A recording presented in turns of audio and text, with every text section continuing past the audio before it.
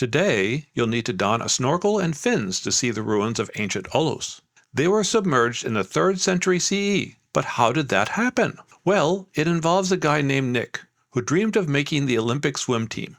Each day he practiced in the harbor, though everyone in the city thought he was ridiculous. Swimming won't be an Olympic sport for another 1600 years, people told him. But that didn't dissuade Nick. What did challenge him, however, was the fact that he didn't have an Olympic-sized pool. How could he ever hope to measure his qualifying time if his pool was non-standard? So Nick prayed every day to Zeus. He visited every temple of his in Crete, including the Dikteon Cave where he was born.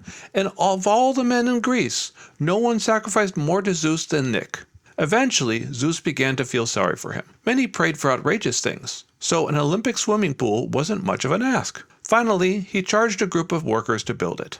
In order to maximize the surprise, they set to work at night. However, Zeus had told them it should be 110 cubits in length and 55 cubits in width.